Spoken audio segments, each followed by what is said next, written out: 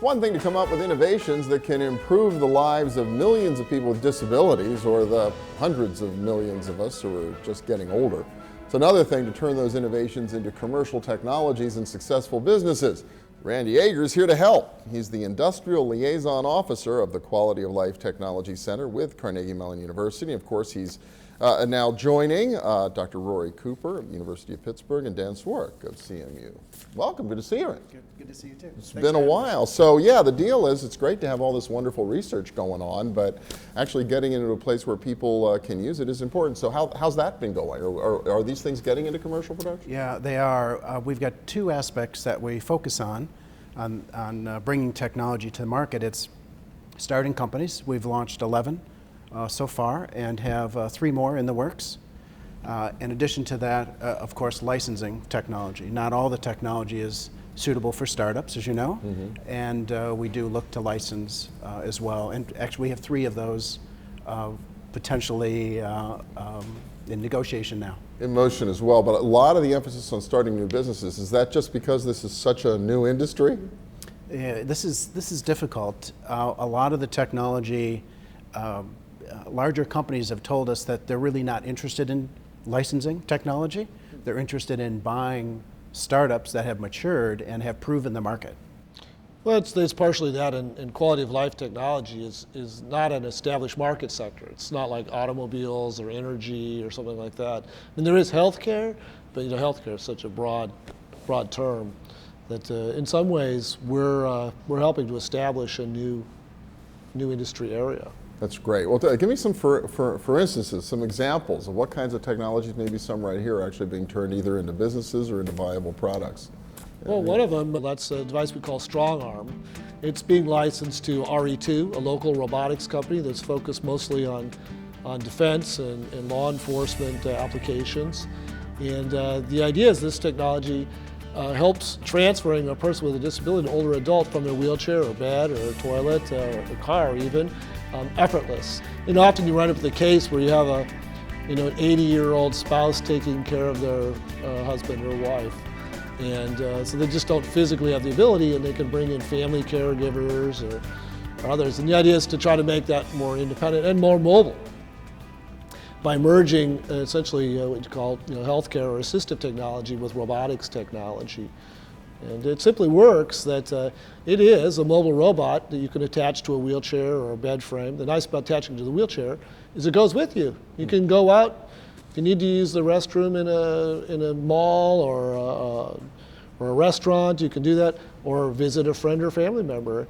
It's amazing how many people are essentially locked at home because they can't take the equipment they need with them, and so the idea is that this would go with you, and so you basically by using the robot, you guide it by holding onto a handle on the end of the robot, and it follows where your hand motions are and lifts the person that way. So that's StrongArm. Tell me about Myomo.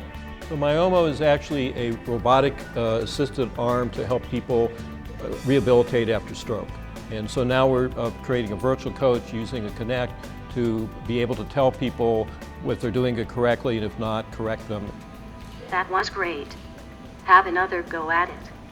Also, we have a hang glider game, so as they do their motion, they're addicted to the game and don't even realize they're exercising. PERMA is the Personal Mobility and Manipulation Appliance, and it's a project with 2 components. The first component focuses on enhancing upper extremity ability, so using robotic arms for people who are unable to use their arms to be able to manipulate objects, prepare meals, go shopping, pick up the remote if it's dropped, things that they would have to have a human assistant do today, get greater independence. Along the same lines, Pittsburgh, hilly community, lots of steps, stairs, different types of terrain. So we're working on PERMA 2, which is a power robotic base, which allows people to climb curbs, self-leveling on slopes, enhances their mobility to go on all kinds of different terrains. So you can take a walk in the park, take your dog out for a walk, visit a friend with a few steps. Pretty amazing, and there's more. Another one is Ramibo, a small gumdrop-shaped robot that is used for helping children with autism to learn and to help with their assistance. This has been expanded in that it can also be used for education. So it's a little bit broader of a market, but meets that purpose as well. Pretty incredible stuff. So what are the challenges in making this happen? I mean, you guys are essentially trying to invent a new industry here. Is it getting over the hurdle of no proven markets? I think it's the challenge of broadening the applications for the specific technology. Most of the startups that have launched so far have taken technology that is focused on persons with disability or the aging, but have, through, let's say, universal design, have broadened the applications to work for many people, not just a small market segment. Do your students wind up going on with startups and when they leave the programs? Often they do. For example, several of our technologies have come out of what are called Capstone Design courses. All engineering departments are required by accreditation to have a course that integrates all they've learned from the undergraduate career. So we actually take students from different disciplines, put them together. Like one of the examples is called a health kiosk, and that was meant to help people in senior high-rise buildings get their vital signs taken without having to make a trip to the doctor.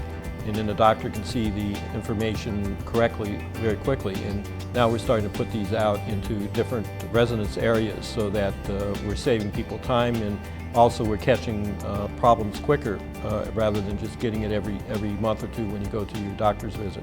Pretty remarkable. Only a few seconds left, but I wonder, are these companies and are these technologies taking root in our region? Is this going to become, is the hope or the vision in part to create an industry of this here in southwestern Pennsylvania? It certainly is, and the center, the NSF ERC, has given us a chance to build things over time. It's a 10-year program, so we have time to develop things further and commercialize, which is a little unusual for a university. So this helps us to build things that are more commercially ready and should do a better. Most of our startups and the startups in the pipeline are in the region and are remaining in the region. I think they want to stay connected to us as they grow their businesses. Well, that's the other piece of it. This is where the new innovation hopefully is going to keep happening, so all the more reason to grow your business right around here. That's right. The sales pitch. Good. That's the sales all right. Glad to hear it.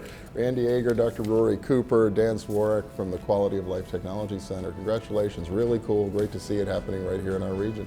No, thank you. It's great to be back. Next up, Bakery Square 2.0, the ambitious plan to expand beyond the development's industrial roots into the neighborhood right across the street. Stay with us.